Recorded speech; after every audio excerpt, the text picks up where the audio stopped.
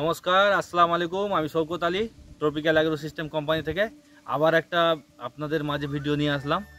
তো একটা জমিতে এসেছি, যেটা হলো বেগুন জমি। এটা হাইব্রিড একটা বেগুন। বেগুন গাছটা দেখান।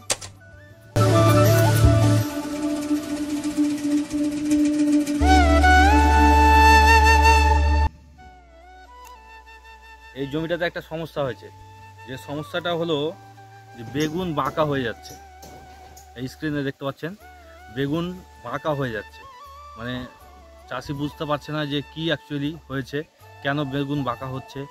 তো অ্যাকচুয়ালি বেগুন বাঁকা হওয়ার কারণ হলো যে অনেক সময় সার দেওয়ার ডিফেক্ট হলে বা জল কম বা বেশি হয়ে গেলে অনেক সময় বেগুন বাঁকা হয়। তাছাড়াও পোকার যদি দুর্দান্ত আক্রমণ থাকে, যেমন চুষি পোকার আক্রমণ, ফল ছিদ্রকারী পোকার আক্রমণ যদি থাকে বা ডগা ছিদ্রকারী পোকা যদি আক্রমণ থাকে, তাহলে কি হয়, বেগুনটা বাঁকা হয়ে যায়। এবার এই জমিটাতে অ্যাকচুয়ালি বেগুনটা বাঁকা হয়েছে পোকার জন্য, যেটা আপনি এই দেখাচ্ছি। এই পোকার জন্য যে বেগুনটা বাঁকা হয়ে যাচ্ছে।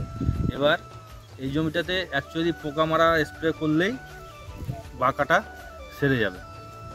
এবার এই জমিটাতে বেগুনটাকে সোজা করার জন্য বা ঠিক করার জন্য আমাদের মূলত স্প্রে করতে হবে, যেটা হলো ফল ছিদ্রকারী পোকা এবং ডগা ছিদ্রকারী পোকার জন্য স্প্রে করতে হবে, যেটার জন্য আমাদের ট্রপিক্যাল অ্যাগ্রো সিস্টেম কোম্পানির একটা দুর্দান্ত প্রোডাক্ট রয়েছে, যেটা হলো চ্যাম্পিয়ন।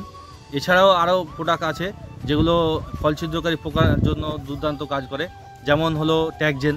আরেকটা যেরকম প্রোডাক্ট আছে ট্যাগ টার্বো দিলেও এই অসুখটা আর কি সেরে যাবে, পোকাটা দমন হয়ে যাবে।